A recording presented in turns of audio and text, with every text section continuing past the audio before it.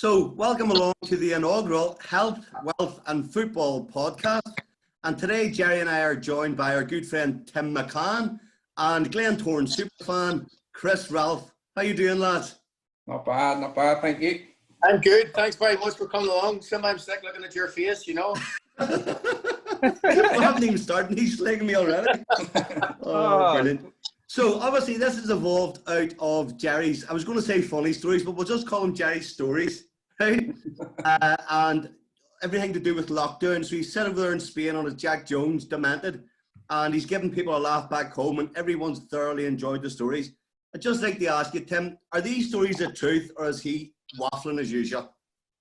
No, well, even though he is called Waffler, I have to say that the majority of the stories are true. Unfortunately, sometimes when he does remember, he's telling the story about one time we were away and we were sitting drinking at 5:30 in the morning. But you know, I wasn't drinking milk, so I certainly don't remember drinking to 5:30 in the morning. But I remember the one with Marty Quinn, like that was funny, with the tongue hanging out of your man's mouth. That was unbelievable. Brilliant. So tell me this, he mentioned you the other night, and I want you to give me the definitive answer. Did you pour your drink down the river? Yes or no, Tim? Yeah, well, we all used to meet down the river and have a wee drink. Everybody we would normally get. Well, this is when we first started off. So I would have got a bottle of Concord, and then as you get more experienced drinking, you went on to like maybe a bottle of Old English and 2 tins of Stagger. But when I started off drinking Concord, because that was really the only thing. I hated the taste of beer. I hated the taste of alcohol. My father never drank, so I was scared to go back home with the smell of anything alcohol on it. So I thought the best thing to do was get Concord, because I thought it was like lemonade. So anytime I went to the toilet, I brought the bottle with me and kept pouring bits of it out so that I wasn't drunk at home. But that obviously didn't work, because then it went the opposite direction, where I ended up getting a stronger carry the next week. Here, Timmy, have you actually told your dad you drink yet? He knows. He caught me one night coming home from Glengormley. I missed the last bus, and I was. You were 40, but you were 42 at the time, weren't you? I actually had to run home, and in the door, he pinned me up a wall. So I had to be sneaky next time. So I bought a couple of packets of chewing gum and Juicy Freak, and it was all right after that. Brilliant. So Chris, Jerry's telling me you're a big Man United fan. No, definitely not. No. I'm a Leeds fan from a troubles, I'm afraid. Dirty Leeds. I can't believe you're one of only 3 people I know in the world who support Leeds. One of the other ones, probably my dad, is it? And a guy called Noel McVeigh, who's on Makan's committee. There's 3 of you. Oh, jeez. That's all of us then, for sake. Brilliant. So look, Timbo, you actually, like myself, did a wee bit of work for FL Soccer back in the day. Whoa. Timmy, just let me stop you there. You did, but the only thing with you, Timmy, you used to elbow the kids and score the goals instead of passing and joining in the matches. I remember that, because I was one of the kids. Yeah, I told him about that. But Simba, you didn't. You had your weight and the gums in the tuck shop in the back of a van. So that's the truth about that one. Jared, in fairness, that is actually the truth. I know it is. We used to have the Space Invader crisps and the cans of Coke and stuff, and the gums and the wee what do you call the wee frog bars at 10p? Freddos. Freddos. You had about 30 of them the way up the pole glass one night. That's because you put me in the back and I'm claustrophobic. You and Tierney in the front. I know you were fighting to get in the back because you knew the tuck shop was there. Brilliant. So Timbo, tell us a wee bit about yourself. Give us a short bio. A short bio?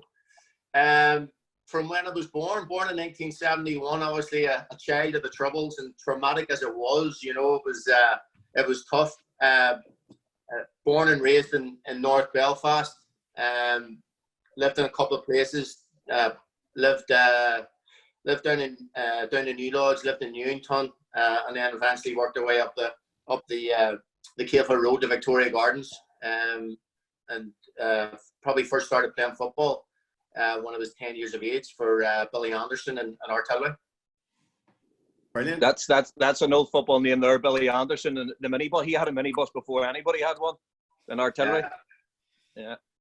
That reminds me of Frankie Donnelly and Paul Darby. You remember? Yeah. If you look back and you look at some of the players who were in those kind of teams, even Brendan Sheeky, I mean, they were all proper players, and they never sort of played professionally or made it across the water. So Tim, tell us, you know, you'd moved on from artillery and you'd gone to Newington. So what happened there? Joined Newington and played there for a number of years. Played with Jerry, funnily enough, at Newington. We were fortunate enough to be successful in our time there. We won I'm nearly sure it was the under-14 down in Conor Cup. At that time, it was played the final. I think it was played up in Star of the Sea. Some brilliant players in that team as well. I think Jerry, I can't remember, Jerry, if you scored that day. Probably did. I was prolific in my younger days now until Conor put me back at left back. First taste of winning anything.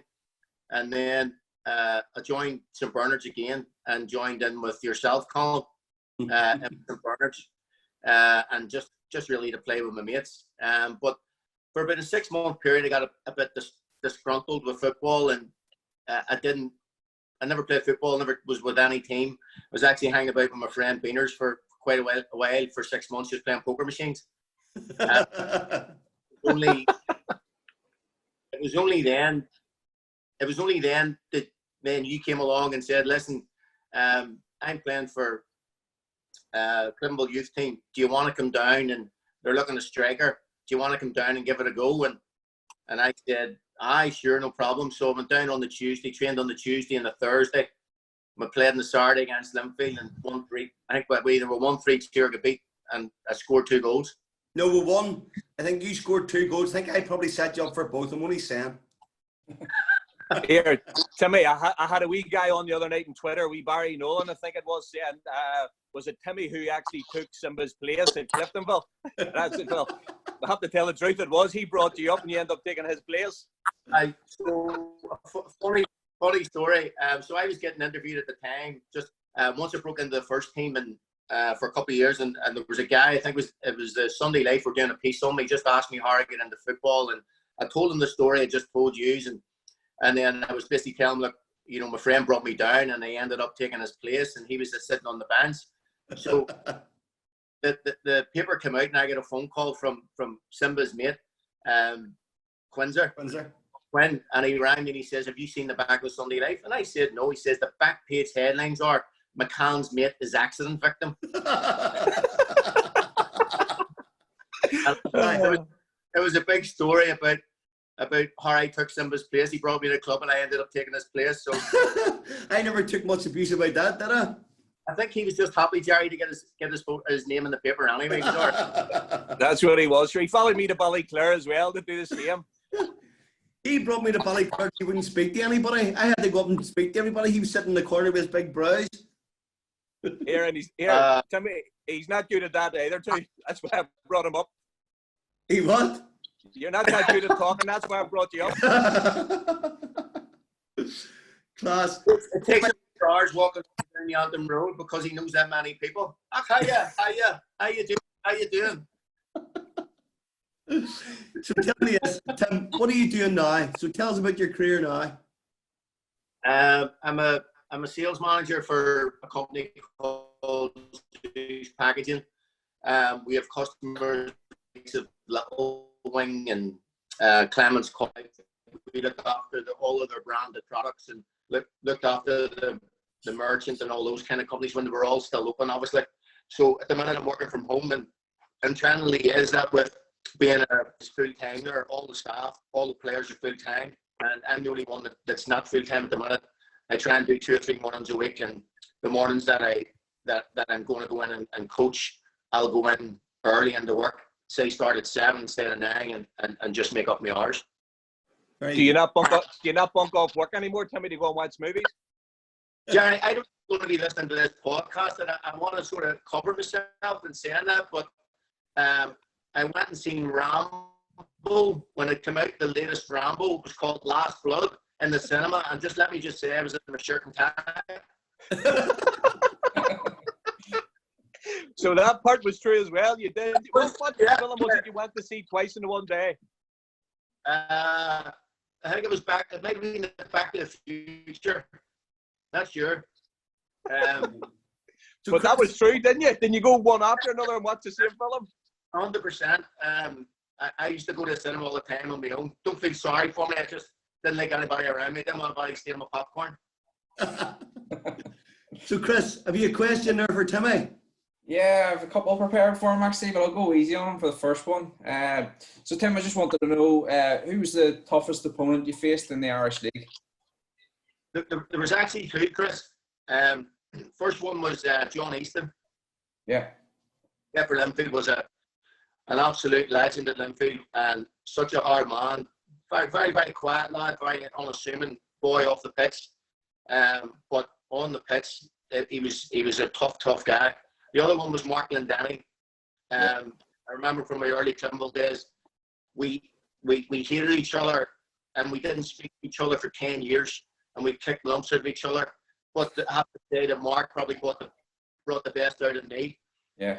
And then joined the Glens and then found out Mark was coming along. We ended up becoming really, really good friends. So it's how things work. Happy days.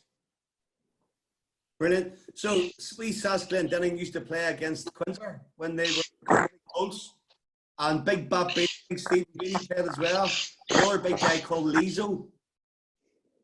You remember? Lee Silvery, was it? No, Lee Silvery played against us. A big guy, Lizo. But your Bat Beatty and Sass both played against Quinzer. He was the star of the sea and they were Commonly Colts. Yeah. When I first was at Bangor, Sass was just in front of me. So it's as well I went to Hull because I was never getting on the Bangor side in front of him. I was a good player. I saw him down at Tesco not so long ago. He's still fit as a fiddle, I'll tell you. Jerry, I played with him at Glencorn Legends. He's built like a middleweight boxer. Yeah. Unbelievable. Yeah, and he still tackles. We were playing a game last year, and like when you see it, he'll take it easy to start off, but if some of these younger ones start knocking a bam, we shake our heads. And so this guy took it around him once or twice. So the next time he was waiting on him, but he slipped, and the guy was about to go bam, and the only thing he could reach him with was his head. He actually headbutted him in the knee to take him down so he couldn't get around him. That doesn't surprise me. He really is. He still has. I still say to this day he could still do a shift for a team, even at his age. So Timmy, tell the viewers something they don't know about you. When I was younger, in about 1974, when the troubles were going on, and the mum and dad just wanted to get out, so took myself and my two sisters, and we emigrated to San Francisco, and lived there for about 18 months. I ended up going to school over there, which was kindergarten then, and my two sisters, they went to school, and my mum and dad got a job. My mum was a waitress, my dad worked down at the docks. We had family over there. They got us a house, and yeah, we lived there. It never rained once the whole time we were there. In the 18 months we were there, it was I still have memories of it, but very vague. But I just said to my dad, well, the only difference was he was still going out doing 12-hour days, but the only difference was it was sunny. Did your dad? What brought them back home? What? What brought them back home? They get homesick. They get very homesick, and they ended up coming back, and with no house, so we ended up moving into my mum's parents' house in Exchange Street down the half block, down in Sailortown, and we lived in there in this big old house. We're right down in the Cathedral Quarter, right where that big hotel is now. That was Exchange Street, and we lived there for probably another 2 years before we moved up to, I think it was Victoria Gardens. Brilliant. Timmy, does your mum and dad go to watch Killian? Go to the Larn games? The Larn games? I heard you saying that the other day. No, but do they go to watch them? No, sometimes they do, and sometimes they don't. They've that many grandchildren now, so they probably don't want to show favouritism by going. But he has went and seen him, and I think because they're getting old now, and a lot of the games are at night or early in the morning, and it's cold. I haven't bothered them to come and watch, but They still come and watch me like I've been playing for the Legends. Never mind the kids. I would say that. And does he still fight the fans in the stand? Jerry, he still tells me stories. You know, they were playing for Climble away from home, and somebody slobbered and shouted something, and the dad jumped on the bus and went up the back and beat the bag out of your man and got back off the bus again. Well, my dad was the same. He used to do it at the Glenville matches, but there was a boy called Harry Bow, and he done it on purpose. He used to slag Flynn's rubbish, Flynn's shite. My dad used to turn around. Oh, hey. Oh, brilliant. Brilliant. Yeah, I remember we were away in 1991. We all went away. Mouse was there. Simba, you were, I think, Jerry. You were all staying in the same apartment. And I remember coming up and playing pool with your dad, Jerry. We were playing these couple of English boys. And your dad was going, Timmy, come on, we're going to beat these. It's Ireland against England. So so next thing, me and your dad ended up beating them. And your dad was slagging them. But next thing, about 6 of them come around the corner. Me and your dad left both the pool cues, and your dad was going, "Come on, I'll take this on." And the next thing they all split, and away they went. And he just winked at me, and away he went. Brilliant. We have a couple of good stories about that trip. Do you remember? Absolutely brilliant. We're supposed to have the barbecue on the beach. Well, Jerry, I put a lot of preparation into that. I went and bought myself a cooler box. I went and filled with sausages and bacon, and I got a load of beers and put it in. And there was no mobile phones back then. I was told to meet at the beach at a certain time. So I went down to the beach, waited for an hour. None of you ignorant so-and-so turned up. We John's bar on the strip. I'm sitting down the beach, are getting roasted, waiting on these clowns. Brilliant. We were up in Fernando's. Fernando Cup, we were half cut. Brilliant. At least nearly killed you, Timmy. Well, that was the other one. Do you remember that there was another night where me and her were having an argument. We were staying with our mum and dad, and anyway, I ended up getting thrown out of the apartment and walking up the hill with my suitcase and then broken MBUs. You had to walk 3 mile. You had all blisters all over your hand. I'll never forget it. You were sitting like that when we came home. We didn't get into about 7 in the morning. You were sitting with all blisters. I'll tell you why. Oh, brilliant. I flagged down a taxi with my suitcase and jumped in the taxi and said, "Your mom, take me up to that hotel." And your mom and right, but he started going a different direction. But I didn't realize at the time it was a one-way system. And I was going, "He's taking the hand out of me." So I started shouting at him, and he threw me out about 3 mile away. Oh, that was brilliant. And do you remember wee Gavin, Lisa's brother? He snuck underneath the table, and wee Mouse always had brand new trainers, and he put the ketchup on one of them. And we ended up we threw him across the pool. That's right. Gavin was that light. We thought he was going to actually fly under the grass. He took him out, landed at the other end of the pool. Brilliant. It seemed forever when he was in mid-air, there was a slight panic to go, "Oh, what's going to happen here?" And he just missed the pool. He just missed the edge of the pool by a couple of inches. The pool was about 30 meters wide as well, too. I know. Here, and Big Mouse, God rest him, he didn't tell us he couldn't swim. These landers sunbathing every day, and we trailed him swim in the water. He said, "I can't swim. He gave away his necklace in the first night. He had a big B.A. Barabbas necklace. And ended up giving it away or losing it. I think he wanted to marry after in the first night. Brilliant. So Chris, have you another question for Timmy? Yeah, just I thought it was quite related. The fact we're on a bit of a lockdown at the minute and the season sort of changing scenario at the minute. So I just wanted to know what Tim's opinion was on a summer league. I think there's probably no better time, Chris, than to maybe do it now and try and work around us. God only knows how long we're going to be in this. So if there ever was going to be a summer league, I always thought the hardest part would be how we actually get around it and how we ended up, starting this in, say, March or April or May and try and get this going. But I'd say now would be the perfect time, just when the league eventually starts up again, potentially shorten it and then go into a summer league and see how it goes, because Belfast weather. With the Belfast weather and what it's like over here and how many times games are called off. And And if you don't have a 4G pitch, then, you know, you're in trouble. Yeah. What do you think yourself, Chris? To be honest with you, it's something that I hadn't really.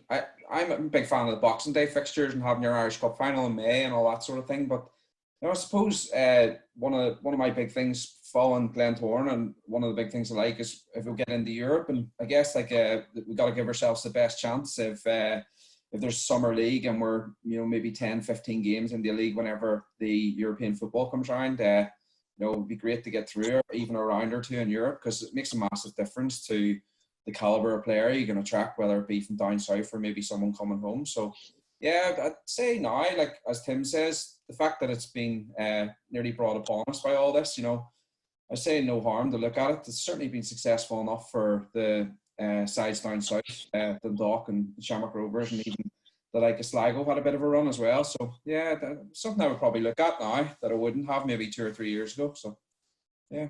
I think the southern teams have actually come on leaps and bounds as a result of the Summer League. Would you agree, Jerry?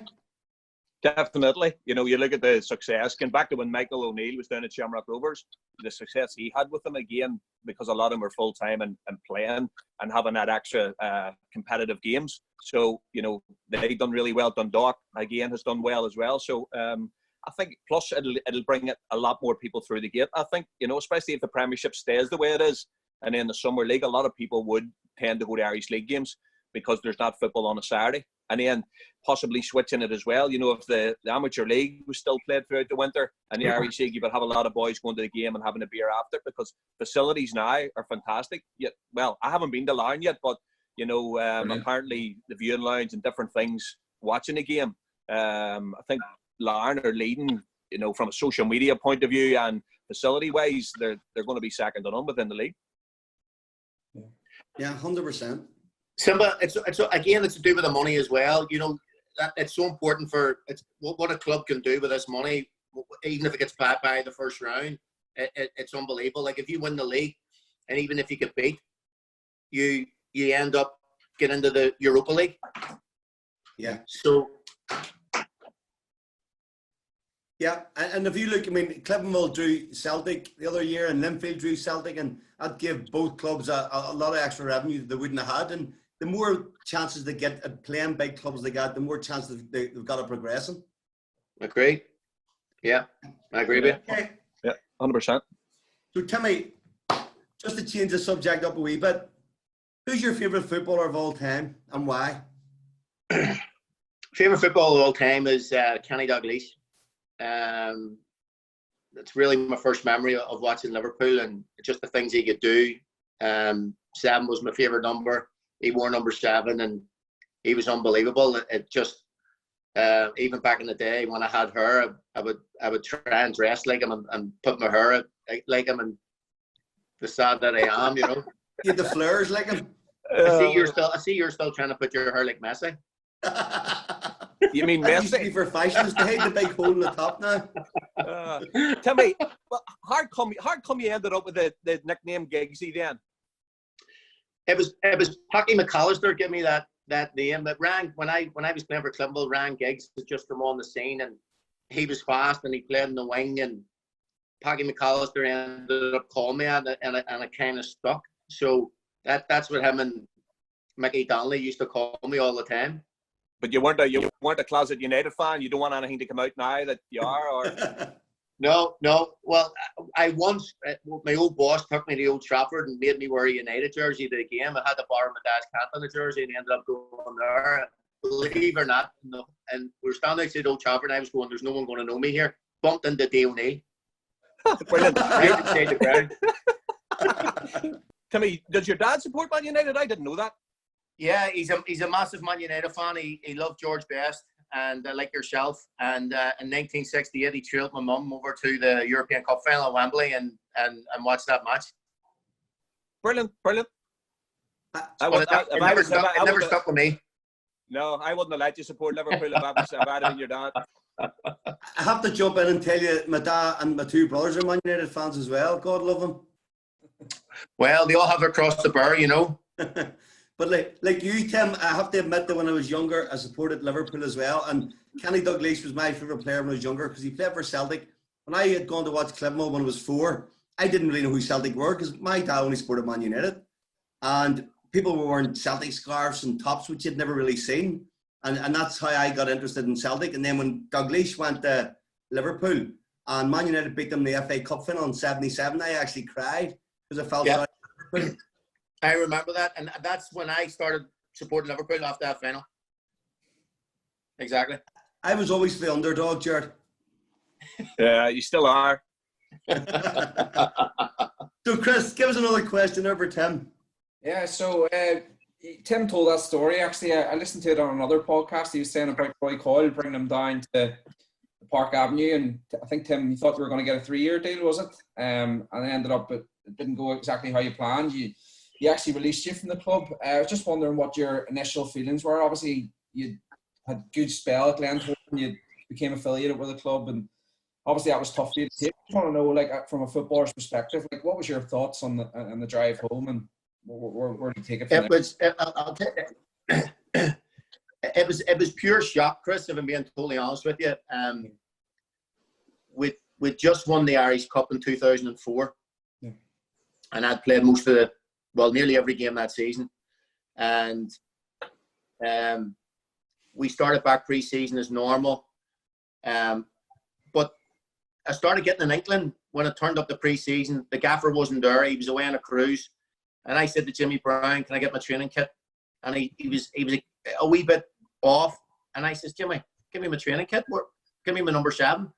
So he gave me it, and then I started hearing a few whispers and rumours that had already let Big Gary Smith go, and then I heard a few rumours that were potentially me. So I get on to the chairman, who was, I think it was Tom Dick at the time, and I said, "Tom, you better sort this out and give me an answer." So Roy was literally only off the boat, and I demanded to meet him in the Park Avenue hotel, and he basically said the long and the short of it was that he thought I was done at 32. He thought my legs were done and couldn't do the job that he wanted me to do, which I obviously disagreed with. And he knew how much I loved the club. Now, I had 6 months left in my contract, and I could have stayed there and played on, but he says that, listen, if you decide to stay on, you'll sit and stand. You won't play. So I basically said, right, that's dead on. That's no problem. I accept it. I could have went off the handle. I didn't go off the handle. I was hurting inside. And I get up, shook his hand, and walked out and drove straight to the Bellevue Arms.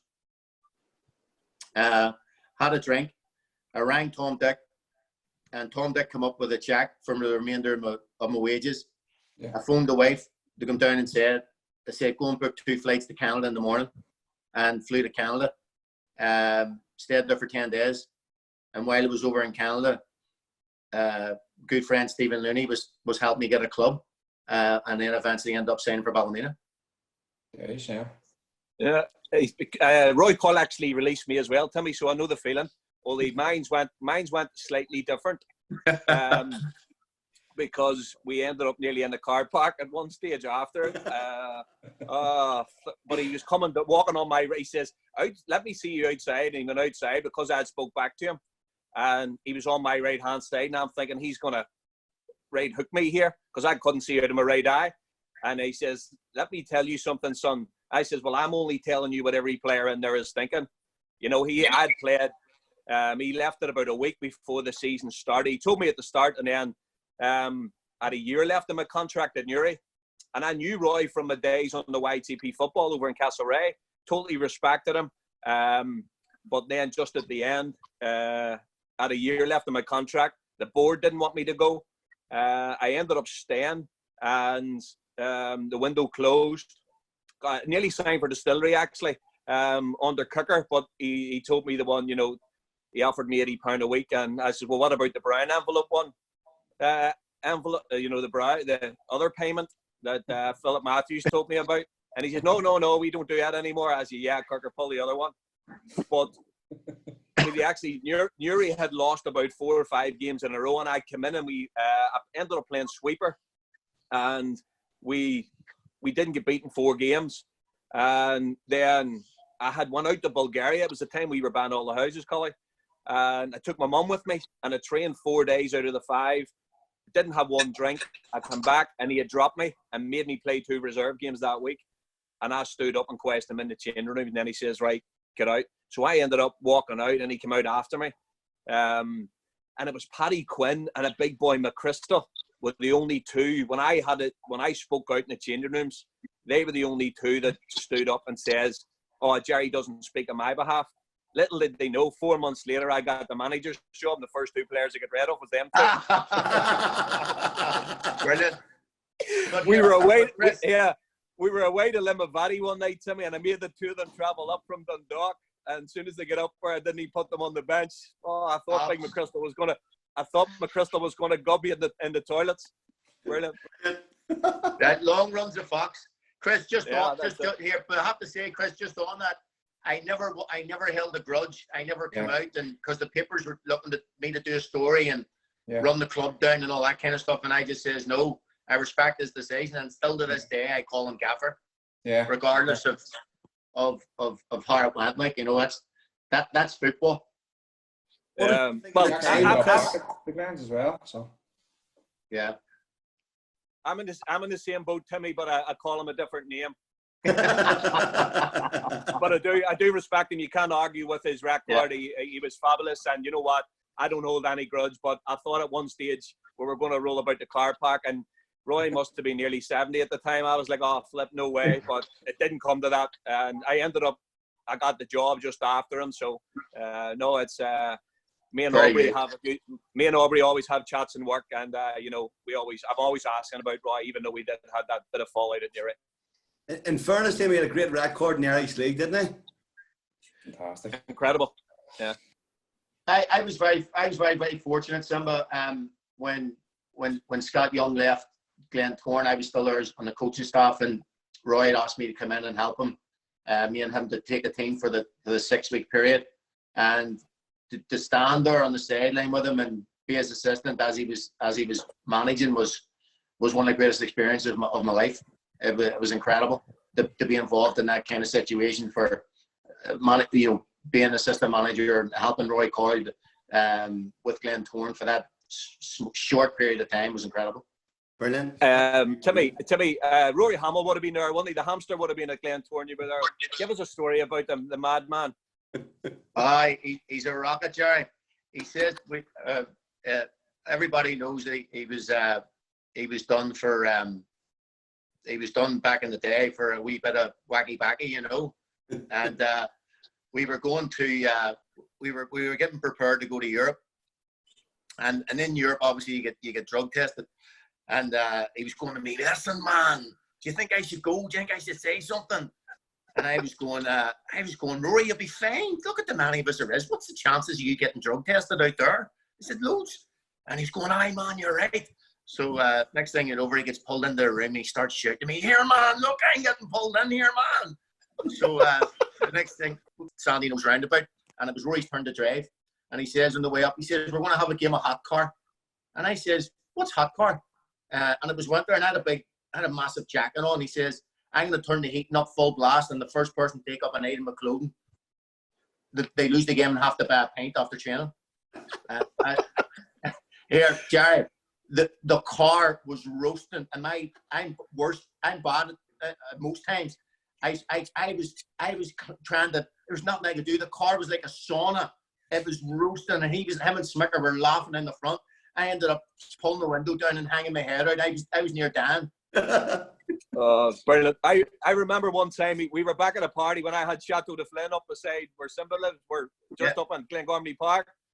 And party anyway, it was about 3 or 4 in the morning, a couple of girls at the party, and he started dancing. And he's the strongest man I know. He doesn't know his own strength. But they were in the kitchen and he was like dancing this girl around like a barn dance thing. And he let her go. And she ended up flying into my clothes horse, and she come up all my boxer shorts, and she couldn't get her head out of the wire. Maniac, absolute maniac. Yeah, I think he was eating that stuff instead of smoking it. He was a maniac. He was brilliant. There was another time we were away in a European trip, and you weren't allowed to drink, obviously, and to keep ourselves occupied, what happened was there was the floor that we were staying on.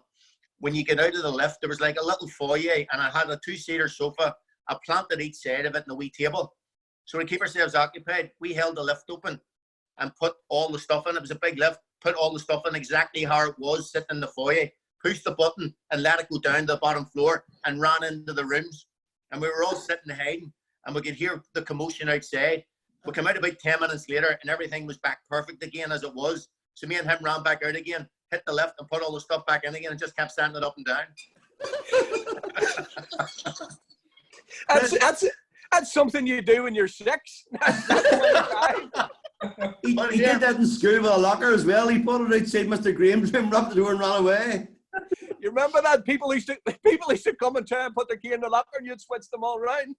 I used to be running up the corridor with a locker over my shoulder, and the teacher would go, "Where you going, Makan?" I go, "Sorry, sir, I'm just taking this down to metalwork. The lock's broken." "Aye, where you go, son?" Another time, I wanted to go into Simba and Peter's class in French, or in geography, I think it was. And I went in and sat in the class. And halfway through the class, I was answering questions and laughing. And the teacher looks at me and goes, "Makan, get out of here. You're not even in my class." Threw me out. That was Big McLister's geography class. Your dad was obviously a chairman at Glentoran. Did he know all this stuff was going on? Wee Aubrey. I think he had a fair idea, like, when he was for flip's sake, you know. So my dad also has a funny story about Rory Hamill as well. He said every time he bumps into Rory, last time he bumped into him was, believe it or not, in David Lloyd. I don't know why my dad was in David Lloyd. He must have been getting a vending machine or something. But Rory was about 40, and he assured my dad that he could still do a job for Glentoran, like, so he wanted him to put a word in for him, like, you know. He's convinced he could still do a job for us. So don't know about that now, but sure. I think Bangor Swifts in the amateur league now. They're second. I'd say he's still playing, yeah. Jerry's right. He's the strongest man I knew. He was as strong as a bull. You couldn't get the ball off him. He really was. He was actually over here one time, and it was a Father's Day, and me and him went out and played a round of golf and went for a few beers. But he was about to join the Glens again for the last time, and we'd been out all day, back to the villa, and he lifted me right above his head, and I about to throw me in the pool, and I says, Rory, let me get my phone out, right? He let me take my phone out in midair. I threw the phone down. He throws me into the pool. Then he jumps in after me, forgets to take his own phone out. And Big Alan McDonald, God rest him, he was trying to get in touch with him to sign him for the Glens again. He was near crying. He had no way to get in touch with anyone. Brilliant. Maniac. Absolutely brilliant. Here, Tim, I have to ask you about a wee story about Jerry Flynn beating in the race. I didn't believe it. Well, it was a long night. We were over in Blackpool playing a couple of pre-season friendlies, and we ended up going out that night, and we were staying in this big massive hotel. It was right on the beach. I can't remember what you call it, but we were all hammered. It was about 3 or 4 in the morning. So what we done was, Sean Strang was absolutely hammered, so we carried him up to his room, and every room had a balcony, but they were all like with grated, so you could see right through them.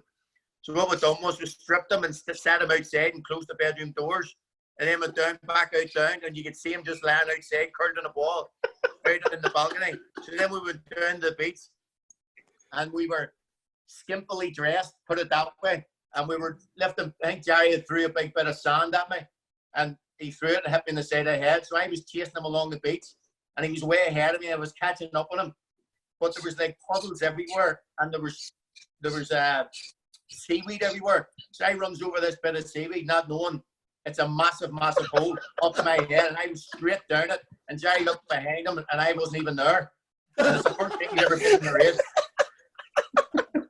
It was the first and only time. The only thing when I played against him, everybody thought he was quick, but they don't realise he's size 13 feet, so he only takes 3 steps from my 20.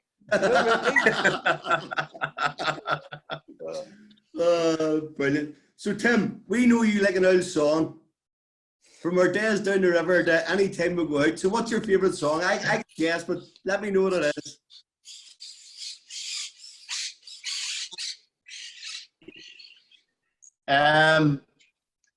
Probably a favourite song. There's quite a number I would pick, but there's the top ones would be obviously Sweet Caroline, David Gray, Babylon, REM, Losing My Religion, but I'll have to go with Hotel California by the Eagles. If I'd have been a gambling man, I'd had a few quid in that one, Tim. Timmy, what about the wee one you used to sing, the wee chicky lure? Oh, there was a wee man from Chinatown. His name was Mr. Chicken Like a Brown. His head was big and his feet were small. The poor wee man couldn't walk. The tossing chai chickalore and chai chickalore, chai chickalore and willy willy whack. Moko poko salmon and poko. It's E-I-O. Brought him up to the top of the hill. See the end of Pitchman's Hill. Pitchman's Hill was far too small. They rolled him down. The tennis ball was far too fluffy. They rolled him down. The bar of toffee was far too flat. They rolled him down. The old man's hat sailed away across the sea to see the end of Jamali. Zippers reckon, so you see, that was the end of we Chinese.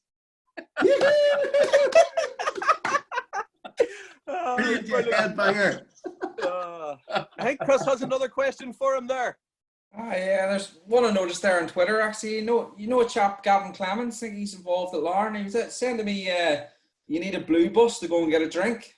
Do you know what that means, Tim, or do you know anything about that? Yeah, it all kind of happened when I left Cliftonville. We used to go to the Flan up in our down and go around there and have a bit of crack. And when I left Cliftonville and obviously joined Glentoran, the Cliftonville fans didn't take it that well. And obviously when I joined Glentoran, I was even hated more by the Linfield fans then. So the Linfield fans and Cliftonville fans, so I couldn't go anywhere. And every Saturday night, I was end up in fights. And I'll give you an example. I was sitting in a bar and a guy came over and he says, "Are you Tim Makan?" I went on. He went to lean over and shake my hand. As I went to put my hand out, he hit me a dig in the jaw. And and then coming out of milk one night, I was with Tommy Kelly and Tiernan Lynch. Again, same thing. This guy came over and occurred him saying, "How you doing? Great result on Saturday." And went to shake my hand. As he shook my hand, he hit me a kick between the legs and ended up in the fight. So it wasn't fair me getting into town and say my mates were coming at me because once you get in a fight, they have to help you. So I ended up. Yeah. That's what the story was. Had to get a blue bus to get a drink, and so I only ended up ever drinking in the Bellevue Arms. Although in saying that, I ended up with a few scrapes in there too. Not like it. Big sixer. Was that you? Was that you? Or was that Leisha? Was at one stage the two weren't allowed on the same floor? Yeah, I was fighting someone, and it was like Smalley on Bingo's back or on Kirk Hunter's back. I was fighting one of the bouncers, and Leisha was on his back. Here, Roar fought you and Leisha. It was a bit of a tag team, you know what I mean? Brilliant. Okay, so tell me, we're going to round this up. This has been absolutely brilliant, but what I'd like to know is, and everybody'd like to know, and if you could go out on a 4-ball and go into the 19th hole after, anybody alive or dead, who would you take with you? Frank Sinatra would be one. Kenny Dalglish would be another. John F. Kennedy, I've been a massive fan my whole life. The history of his assassination, all that, and then probably for laughs, Billy Connolly, to keep us going. I'd say that would be there'd be a few stories in there. But Timmy, yeah, that means you wouldn't be able to go because you've picked 4. It's a 4-ball. There's only supposed to be you. I know, but I wasn't playing. I was just about to say you can never count. Then you can't go. You do a Cali? I'd have been driving the buggy. Brilliant. Fantastic. Brilliant. Chris, any last week questions for Tim before we go? Yeah, just one more, I suppose. Just what was your favourite moment in the Glentoran shirt?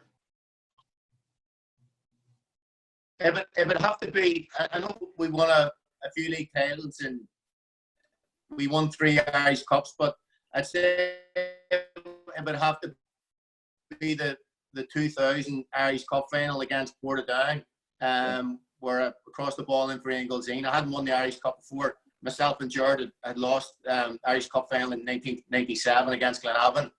So to win the first Irish Cup, that was kind of special for Glentoran. It was a massive crowd that day, and both teams didn't play particularly well, but I just managed to get down the lane. I think Rory Hamill tipped the ball over and just managed to get on the end and put a good cross in, and lucky enough, Big Ian Gilzine was on the end of a goal, and just the celebrations and that whole day kind of sticks out in my memory.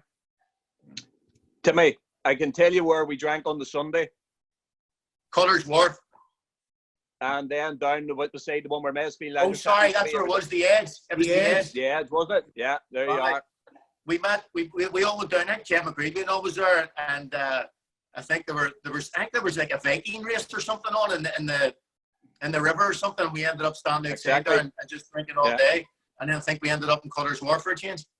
And Posse here, Simba, possibly back to the night dinner. But just to finish off, Jerry was never a big drinker. Okay, as he's told in his stories, he used to run down the river with cartons of milk and fair play to him, and that's why he got away to Hull. But we obviously remember the night dinner coming up to our house, and Jerry thought he could handle his drink with the best of them until he came up to the night dinner one night after being out.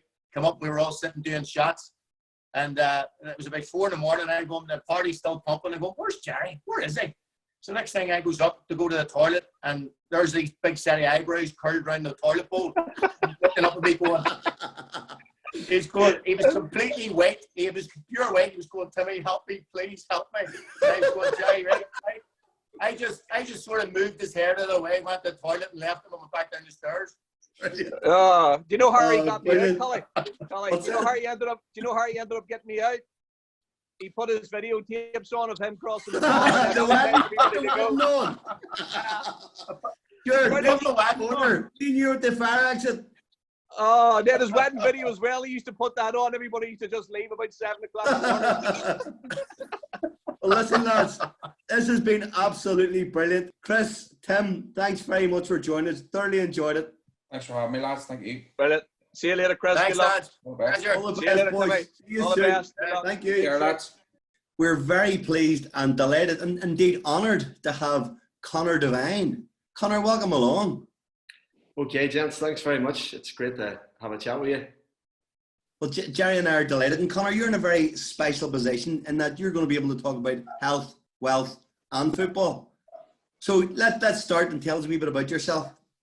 Well, I suppose I'm the ripe old age of 42. I'm originally from Cookstown. I moved to Belfast probably around whenever I came out of university. So been sort of trying to make a career for myself on a professional level. For the last 20 years, I've worked in real estate, and then my DNA is sport from a young boy. Like I always had a ball in my hand, and I knew probably around by the age of 10 or 11, I read somewhere that, if you have 10,000 hours of something, you're more or less an expert at it. So by the time I was 13 or 14, like I knew I was pretty good at football, and my ambition at that time was to play for Manchester United. It didn't quite work out that way, but sport has been a sort of central part of my life, and we'll probably get into this whenever things started to go bad for me. I think it was the characteristics that I sort of picked up in the changing rooms, that wanting to win, wanting to compete, be competitive, discipline, never giving up, that kind of attitude, which sort of I got in the playground at school growing up in Tyrone.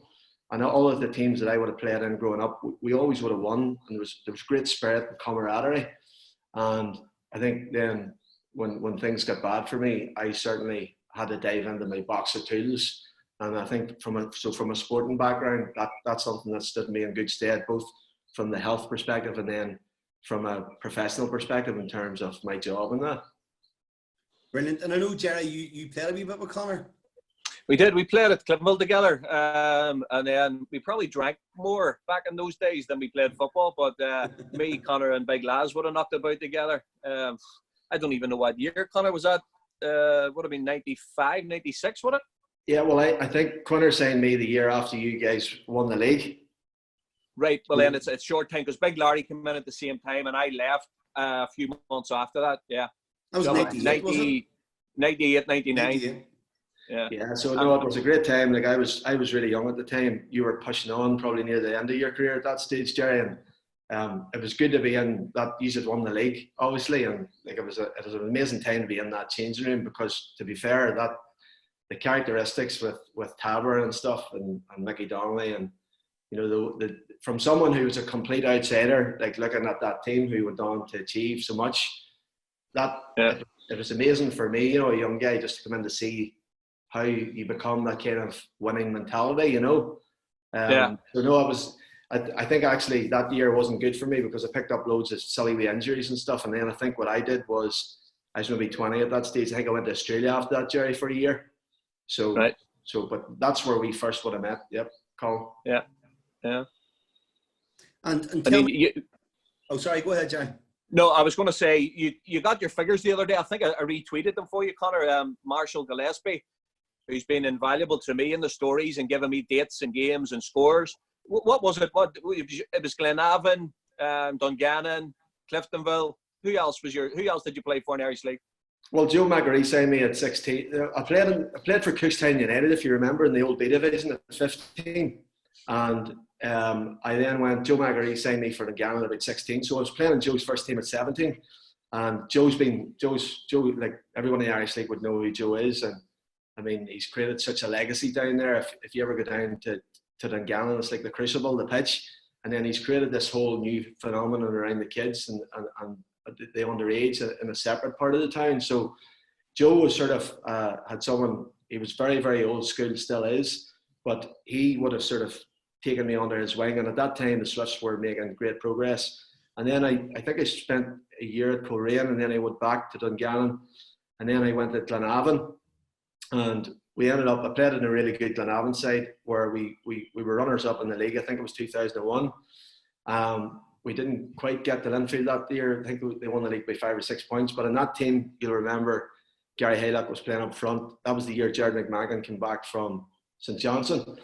Rodney had come back from England, and it was a really good Glenavon team. That Darren Murphy was playing, Mark McCann. Like it was a good side.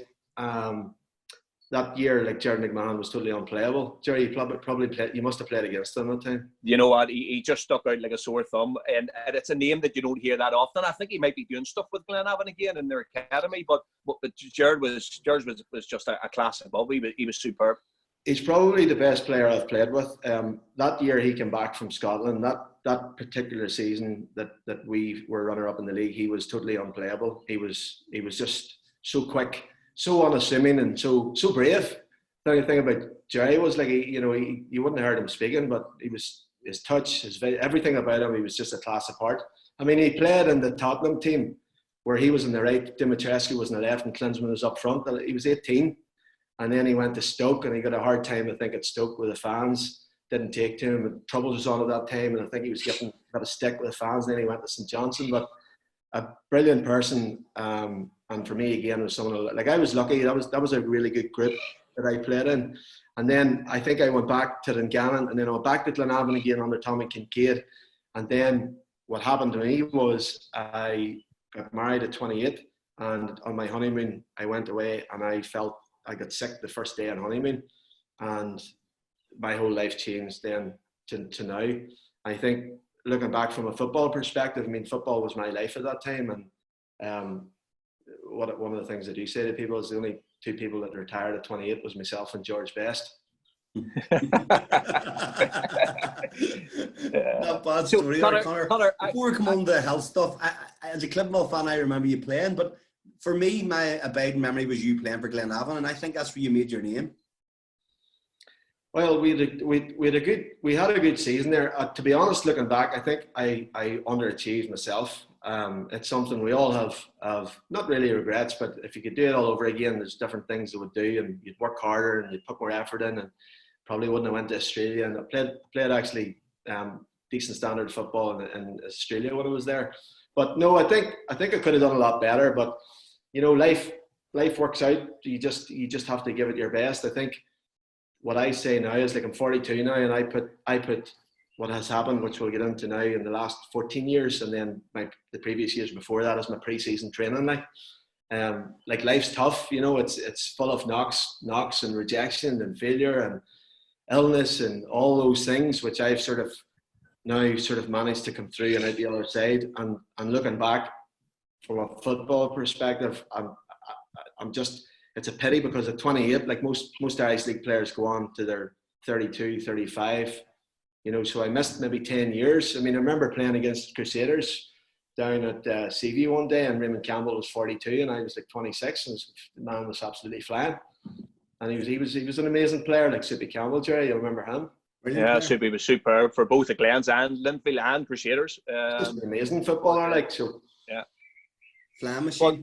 Connor, I actually know your story. I've read the books and stuff. You want to just emphasise on that and share it with on the podcast. But I know your story. You've inspired me a lot. So much so just a few months ago, and obviously we would chat a lot. But I watched one of your things on Instagram round about the middle of December, and it was just the books that you read. And I ended up ordering 3 or 4 of them, and since then I'm in the middle of about 40 books at the minute. But share your story with us, you know, becoming ill on your honeymoon and what you've achieved since then. Yeah, I'll give you the short version. So I'll cram the last 14 years into the next 120 seconds. Basically, what happened was I went to Mauritius, and the first day in Mauritius, my arm went numb, and it travelled through my body that night. And once it got to my head, I thought I was dying, and I went to hospital, and I spent the next week in hospital. And I came home, and I spent the next year at home and in the house. My whole body was not working properly, and I went into absolute shock. I just knew there was something wrong, Jerry, but I didn't know at the time what it was, but I knew it was bad. About 12 months later then, so I didn't work for 12 months, I was diagnosed with multiple sclerosis. So MS is probably one of the nastiest neurological conditions you can get. And what they tell you whenever they diagnose you is that within 10 years, 25% of the people are in a wheelchair. And what MS does is it really attacks the central nervous system, and it does nerve damage. There's 2 groups of nerves. There's your sensory nerves. So if I pricked you, you'd be nipped and you would feel it. Yeah. But the people who can't walk or they can't move their arms, that's their motor nerves. For me, thankfully, I've only had sensory nerve damage. So my motor nerves are always working. Have always worked. So, and they don't know why it happens. And the whole idea is that most people who are diagnosed, generally speaking, go downhill over the next 30, 40, 50 years. Like that's sort of the natural progression. My story is interesting because I decided, I actually put a post up last night on Facebook. I did the Late Show, Jerry, in about 2013. I've written a couple of books about this because I was on the conventional medication route. Basically what happens today is if you're sick, they give you some medication, and then, you know, they just treat you with meds. But it wasn't really working for me. I decided to change direction, and I stopped taking medication in 2016, 4 years ago yesterday. And in the last, probably I changed direction about 2012, but in the last 7 or 8 years, I have stopped the progression of my MS, and then I've been able to repair some of the damage that's been done in my body. Now, medical people will tell you that that's impossible, but I've proved, and other people around the world are proving as well, that your body can heal and you can repair.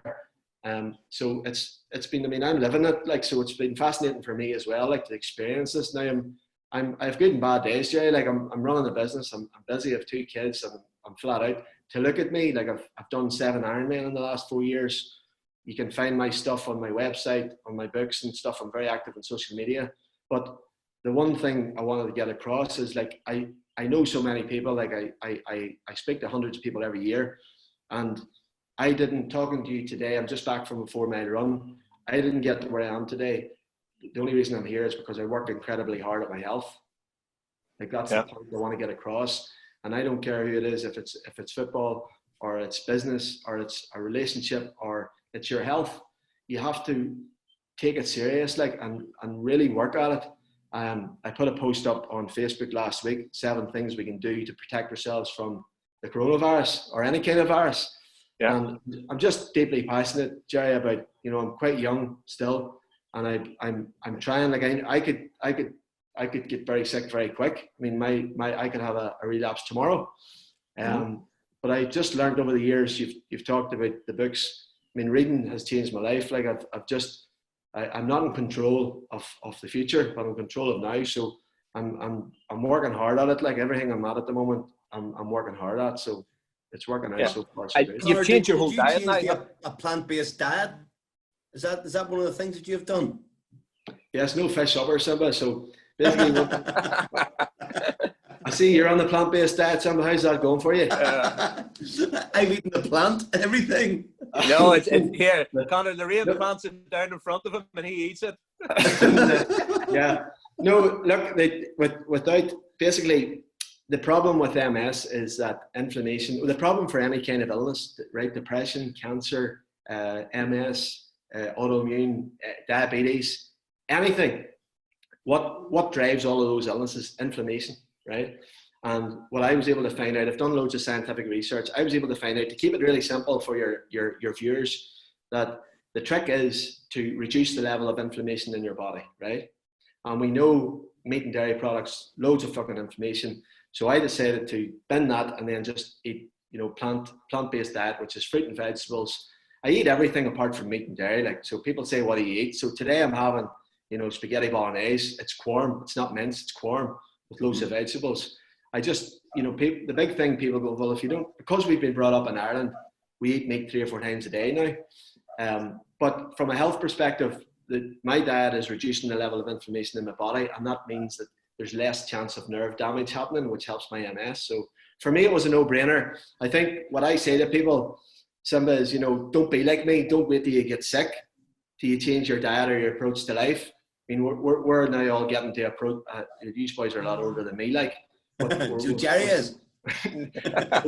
we're all worried about our mortality, like, and we're all trying to stay alive. Let's be honest.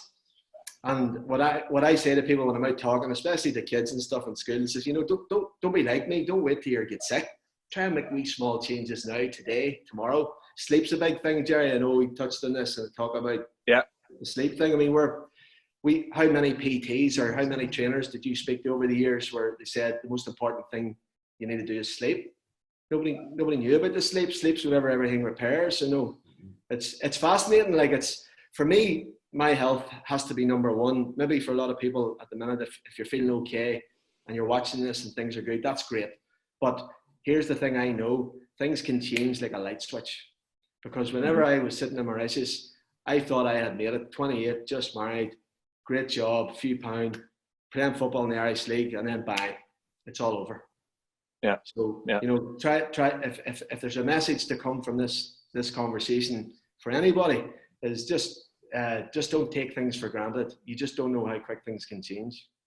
No, and it's brilliant. As I say, you inspire me, and I changed everything what I've done until the coronavirus has come in. Every morning I was up early, I was out working, I was more focused, I was reading 2-3 books a week, I was training, I was eating healthy, and it all came from one of the things, as I say, you had on Instagram. Now, I went through stages of it, but I never prolonged it, because again, my biggest thing when I was playing was the fitness and dedication and desire and hunger to do well. But when I finished playing, my diet completely changed, and it was while I wasn't fish suppers and burgers all the time, because of the different businesses that I was involved in. A lot of it, when you're selling houses and clients coming over to Spain, it was all based around having a few beers or a glass of wine. And then in the summer months, Simba would come over to me and, we'd be out maybe 10 nights out of 12, 14.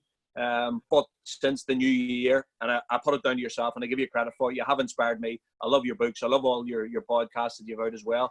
And, I know your story, but it's great to share it with the viewers. I think, Conor, and maybe you could tell me whether this is true or not, one of the difficulties I've had with everything has been consistency.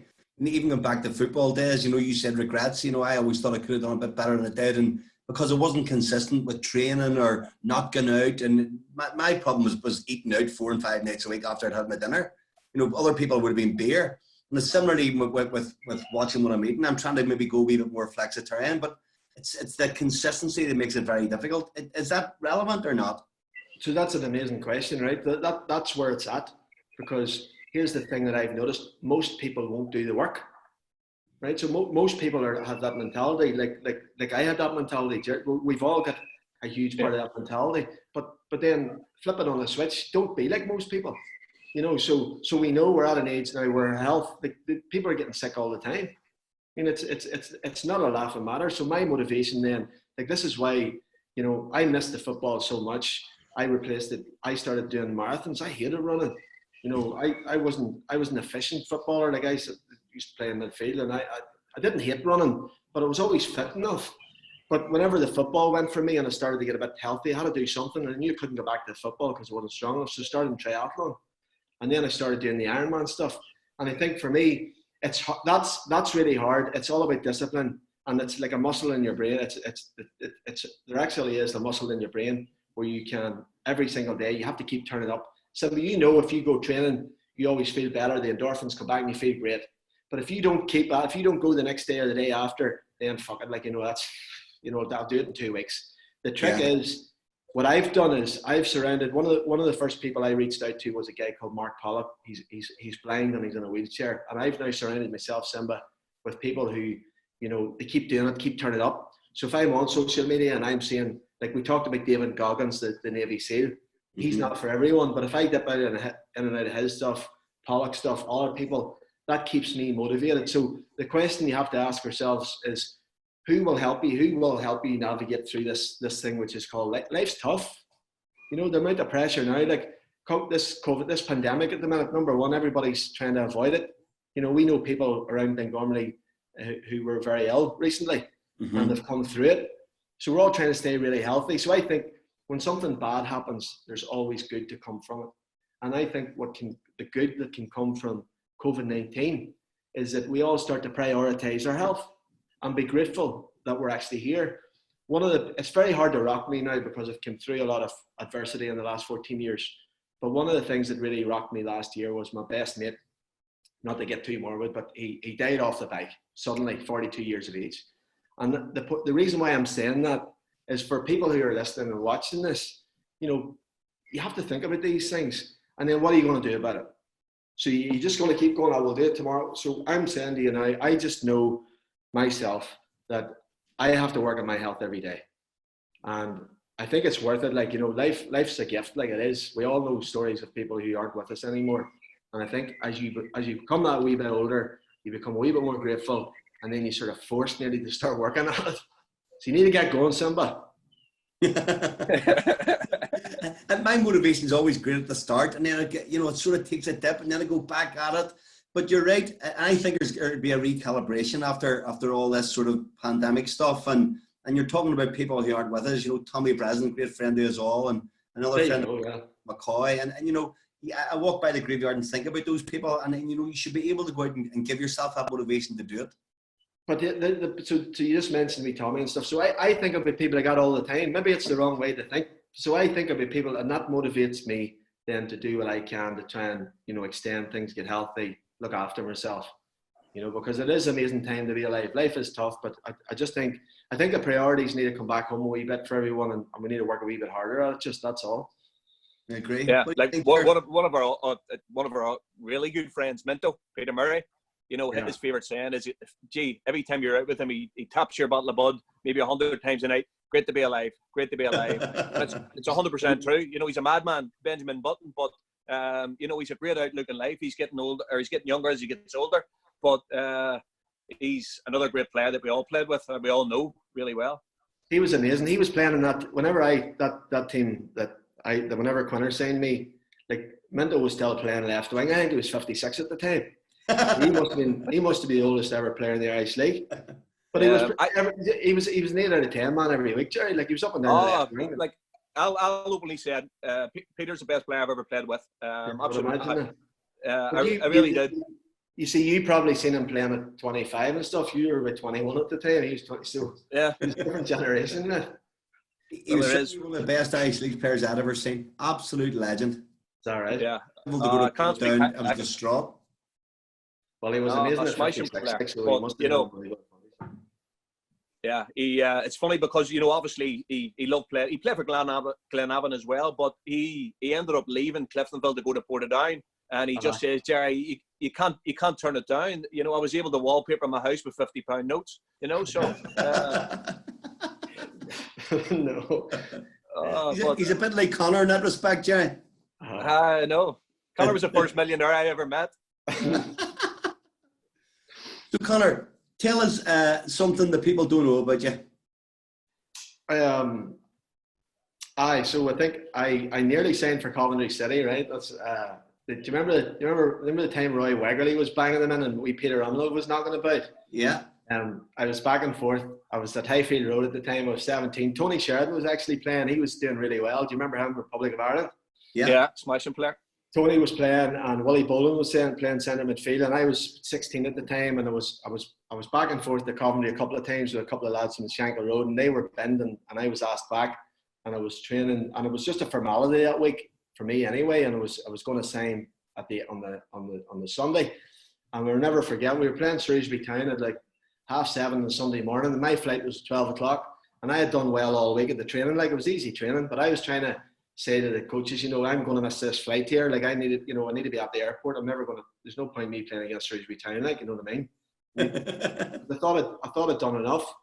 So he says, no, we'll get you to the airport. Don't worry. The chief scout's coming down. And your man, the chief scout, came down. He was about 105, and we were playing. He took me off at half time, and I got a letter a week later to say it was too small. Just a complete disaster. Like, so that. I didn't know that. Signed up already. I was it over. Like, I was trying to miss the game. And then your man didn't fancy me off, and that was it over, and the whole life just went over. Like, Brilliant. That was a bit like Jared when he came back from Hull as well. It was difficult for you too, wasn't it? Yeah. Well, I ended up selling tights in the market. Made a fortune as well. With Jim Platt. With Jim Platt, yeah. We speak about it every time he comes out. Yeah. Who was the best player you ever played with, Jerry, then, apart from Minto, then? Because I know Minto told you to play that. Played with? Or against? Well, who would have been the best player that you played with? More or less, yeah. Top 2 or 3 you can name. Pucky McAllister was up there as well. Different midfielder. Mickey Collins. Mickey was head and shoulders. He was the best midfielder in the league for a long time. Jim McFadden, and then Big Gareth McCauley, who went on to captain Leicester and stuff like that. I played with Big G at Coleraine. Yeah, Collins did everything. I thought he was amazing, to be fair. Yeah, no, Collins was something else. Yeah. Well, Jared, what about Ken DeMonge? You played with he at Hull? I played with Ken DeMonge at Hull. Yeah, Ken was at Liverpool and then Leeds, and what a drinker Ken was. Brilliant. But I used to in pre-season I could never beat him, Conor, in any racing long, not sprints. I wasn't quick, but any long distance stuff. My ambition the whole time at Hull was to beat Ken. And I never done it, but it was one night we were doing pre-season. We came back from the Humber Bridge, but he had been out the night before and didn't get into about 5 or 6. He was a heavy, big swallower. And I could have beat him this particular day. We'd come back from the Humber Bridge. It was about 8 kilometres back. And I was just about to take over him, and he looked round. And I just went, no, I wasn't beating him on fair terms.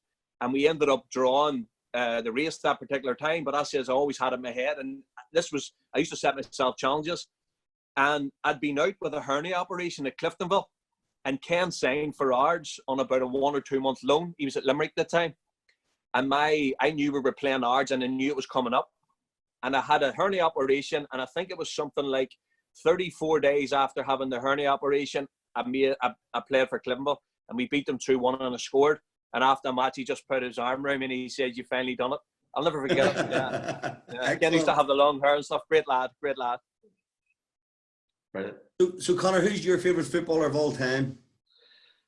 Well, I would say it's George Best because of everything, the talent, the story from Craigie Estate. I've watched all his documentaries. I'd love to have seen him playing live. Then the alcoholism, the destruction that brought to his life and wrecked him and obviously killed him. I was up at his funeral and stuff. I watched the documentary recently on BBC on the Xbox, and I mean what a player, like just ahead of his time, the first Beatle, amazing. So I would say George Best. Great player, no doubt about it. I think he's your favourite too, Jay. Yeah, definitely. Well, he's up there, Roy Keane, Eric Cantona, Brian Robson, but Paul Scholes, but Best is my favourite. Yeah. Jimmy Johnson for me. Yeah. Wonder player. Your dad knows. I tell him he's better than Jerry or George Best all the time. I know. Sure, Danny Riley told him that time outside the Celt, and wee Bobby said to Danny Riley, you know, George Best is better than Jimmy Johnson. Danny was, he was going to chin him at one stage. He had to get up and walk away. I think Scholes was the ultimate. Like I'm a huge Roy Keane fan. He's just an amazing character. I think watching Scholes play, like he was growing up watching him. I used to watch him. It was just amazing. Like his vision is unbelievable. It's just amazing. Passing, superb. Yeah. Well, Collie, I'll tell you, when I first came out here, we used to play five-a-sides and stuff, and there was a guy, Chris Marsden, who played at Southampton. I remember. And, he played at Coventry as well. That's right. Yeah. He was a good player, Jerry. Yeah. But he played five-a-sides out here, and he was telling me that I can't remember who the manager was. I think did Strachan manage Southampton before? Yeah. Yeah. Well, he says he worked all week, right, on shape and do whatever, and look, we got to keep it tight for the first 20 minutes. He says they were 3-0 down after something like 7 minutes. He says Paul Scholes was all he done was pass it and move 1 yard. He says we couldn't get near him, no matter how. He says you need to stick to him, go in and empty him. He says he was just that smart, his movement off the ball, and when he was receiving it, and when he got it, how quickly he let it go, but then moved to get into a different position to receive it again. He says everything they worked on all week was out the window after 7 minutes. I seen where Keane has excluded him from his all-time best 11 that he played with. Excluded. He took Scholes out. He left him out. Is that right? And they asked Scholes about it. He had Beckham and Keane and who the else? Yeah, then he left Giggs out as well. He had Ronaldo and Beckham and himself. I think he Dennis Irwin in, did I? Maybe no. He did it very well, but they asked Scholes about it. You know, are you upset or annoyed? Like, and he's a diplomat. Like, you know, he just says, look, we played with so many brilliant players. Like, to pick 5 teams, you know. Yeah, no, but Scholes was something else. Yeah. Superb. So, Conor, Jerry touched on the books that you have both written and read. What's your favourite book that you've read? Well, consider this a bit of a football podcast. Like, you know, there is a book, Think and Grow Rich by Napoleon Hill, which I would encourage anybody to read. I think we've both read it and listened to it. Is that right? Yeah. I need to listen. That's my Bible at the minute. Yeah, I know it's a good read. Look, I'm reading all kinds of stuff at the minute. To be honest, like I never started reading until I was 28 to get sick. I just used to read the back of the Daily Mirror or the Sun to see the football. But I find like it's really helped me. Like I think it's hard going reading. You know, it's hard to get into. But for me, like I'm reading a couple of different books at the moment. But Think and Grow Rich is a great read for anyone who wants to try and, you know, get on in life. There's 17 principles in there that can help you. Like, so that's a great book.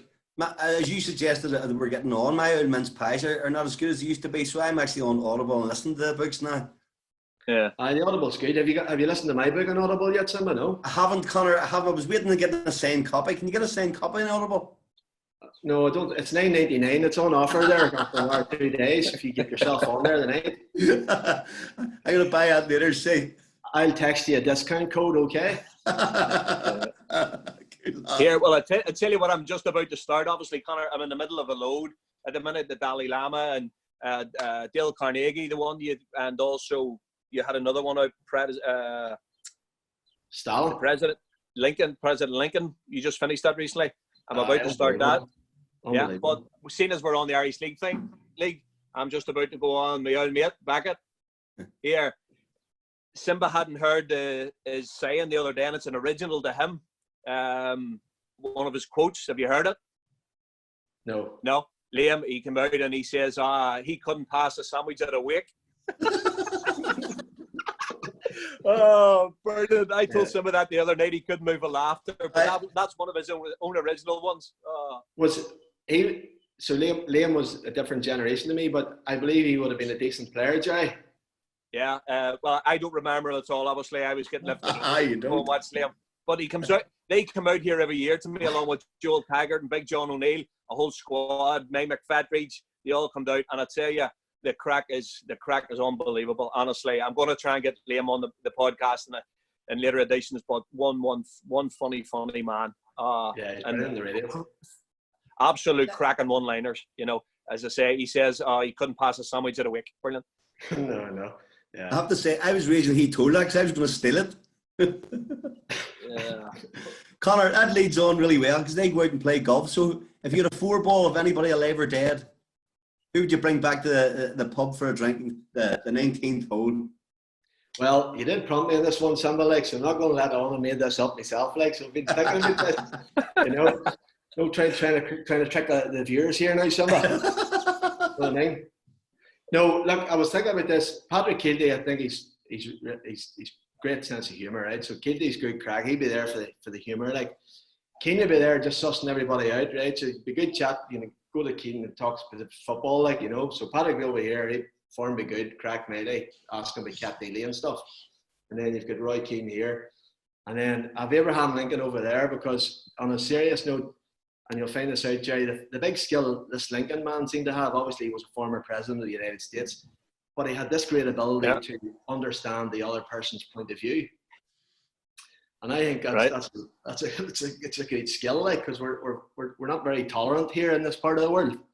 So I would have Lincoln there just in case the row broke out. You know what I mean? Like he's the man who abolished slavery in America, right? Yeah. And then I would have Michael Jackson there just to keep everybody entertained. I tell you what, no one's going to beat that football. Brilliant. Yeah. Well, I did give it a bit of thought. Fantastic, brilliant. You were doing really well until you mentioned Michael Jackson. Well, I'm going to have to say, Conor, I went to see him in Cork around about 86, 87, I think it was. I was a big Michael Jackson fan back in the day. Right? Have you got a T-shirt, Jerry? No. I probably have it somewhere up in my mum's loft. Probably do. So Jackson, we'll never find out the truth. Like, but what a man! Like, what a musician! Unbelievable. Oh, incredible. Some dancer, Jerry. Remember them days you used to go up in the bot and do the moonwalk? I know. Somebody used to try and compliment me. Ray Simon and Stephen threw you out. You used to have a breakdancing crew. The story the other night about Smalley and Stephen, I think it was Stephen texted me, says thanks for the mention. Brilliant. I seen Smalley and Little there about a month ago. He never seen me, but I'm nearly sure he was wearing that brown leather jacket with tassels. You're talking about. I tell you that he still hasn't seen me. Conor, he's coaching my 2 wee lads. He wears it on a Sunday. Brilliant. Honestly, I don't know what it is. When you come back from America, your style is just all out the left. You had a Top Gun badge on it with the buckles. Brilliant. Brilliant. So, Conor, give us a couple of funny football stories from your time in the game. Well, I suppose I grew up with big Nevin Ritchie's. He's a black lad. He played at Man City. Nevin was probably one of the worst footballers ever to come out of Cookstown, but he got a contract at City. And I think he only got the 2-year deal because he was so good looking. Like we know who he is. So anyway, so any time traveling, whenever Nevin came back from City, so he would have been the same age as Beckham and Scholes and Giggs and them boys. He was playing against them. Yeah. Now the big man, he was a good athlete. Like, you know, he could put himself about. But anytime, so whenever he came back, he signed for Dungannon, and then me and him seemed to, like, he only lived across the road from me, so we played at Dungannon, and then we played at Glenavon together, and it was good because I never seen him for years. He was in England playing, and then he went down the lower leagues. But like, anytime Nevin came home, he used to buy these, like, he used to spend about 300 quid in the car, and he had about 3 or 4 bangers, motors, like, and he used to pick me up, and like, he's probably the tightest man in the world as well. He never had any dough with him ever. And he used to put he's the only man I know who stops at a petrol station and puts £3 in. And we'd have been driving to maybe Lurgan. And we definitely ran out of petrol at least 4 times. And we used to phone Coit on the mobile, like, and Coit would say, for fuck's sake, like, it was 1:45, and we'd have been down in at 1:10, and Big Nev going, fucking car trouble, like always car trouble. So any time traveling with Nevin to the games was always fairly humorous, like. He was the coolest man in Belfast, knocking about when we were obviously going out on a Saturday night and stuff. And he was always out. He used to be able to pull the hats and everything off, and he was something else. I had to stop going out with him at the weekend because the chances of pulling standing beside Nevin, you know what I mean, like 0. Yeah. I was like Jerry and me. He'd know amazing. Just the exact same, Simba. So Conor, how can we get in contact with you if we want to see about your books or your business? And we'll chat about your business in a second. So tell us how we can get in contact with you. Well, whenever you go on and buy my book tonight, Simba, you can post a link underneath the podcast. I'll post it on after this. Conor, you know what's going to happen? I'm going to be buying your other book and for him, and then retweet it, so it'll be in my name. Yeah. No, I'm a social media here, so I'm on all the social media channels. So get me. I've got my own website and stuff. I do a lot of to be honest and serious for a wee bit. A lot of people would contact me most days just to ask me about different bits and pieces around the plant-based diet and the health side of things. So that's why I'm on. Like it's not my day job. I've got a finance business, but I get a lot out of helping people and guiding people around the health side of things. So you'll get me on Facebook and Twitter and on the business front. I'm on LinkedIn often. So tell us a bit about your business, Conor. Well, probably in the last 10 years, I've been sort of helping people. I'm a qualified, I'm a chartered surveyor, so I've been working on property for about 20 years. So I've got a business in Belfast. We have a funding business, so we lend money, we raise money for businesses, and then we've got a debt business, so we help people and businesses who have debt problems and they're struggling to pay mortgages and stuff. So thankfully, like I've been working for myself for about 10 years, and again, it's just another journey in life, you know. It's we have to put bread on the table, and so far so good. Like I'm working hard at that, and hopefully that continues. So pretty active in the old business front. Yeah, and you have nice new offices around there in Durham Street. I have, yeah. They're lovely. Somebody you should call Ryan. It's £500 to make an appointment with me. It's all right. I was already in your old offices, Conor. I don't. I know. Yeah. I get you booked in, Simba. Don't worry. Rates. Absolutely brilliant. So, Conor, any tips or hints for potential clients?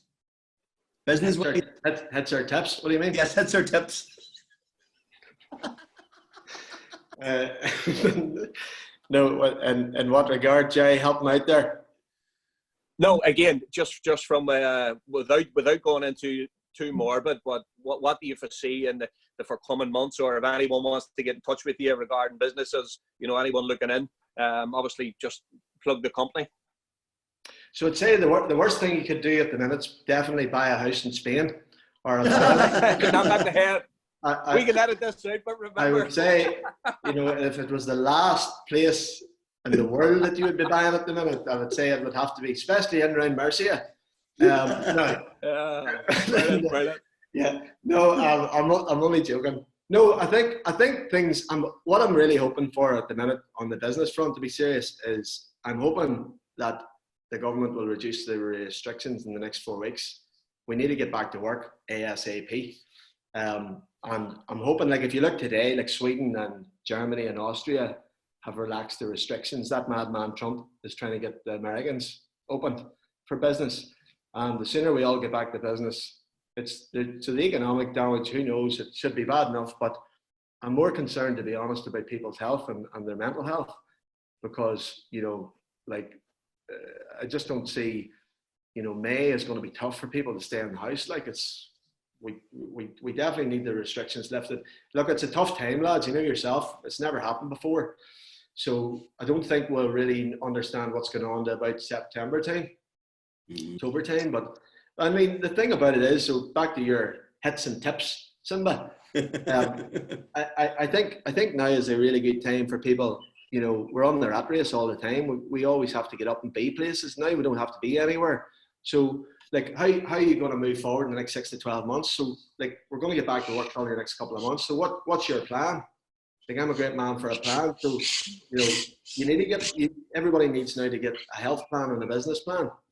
And I think it's a great time now to focus on, you know, I don't see the world being the same whenever we get back to work in the next month or two. I think everything will change, and hopefully for the better. So I'm always a glass half full man, but I think it's good to educate yourself and have a plan always in place. I think it's the only way you can move forward, lads. Hopefully, well, maybe we get out to Mercia together and have one or two of those beers when this all lifts, Conor. Hope so. I hope so. I've been threatening to get out now for a wee while, Jerry. Yeah, you have. You've been out before, obviously. You like I it. have. Nice area, isn't it? Yeah. It is a terrible place, Jerry. Yeah, terrible. Well, Remember, listen, Conor, we can edit this part out. No, hang on. Jerry. Sorry, Simba sent me. No, Mercia is it's a really lovely place. Yeah, yeah. Property price going through the roof. That's it, Simba. That's it. Brilliant. well, Conor, been an absolute pleasure to chat to you as usual. Hopefully, it'll not be as long again since we chat again. See. All right, lads. Look after yourselves. Thanks very You too, much. Conor. Great speaking to you. Thank you for joining in. See you later. Cheers, buddy. Bye. Bye-bye.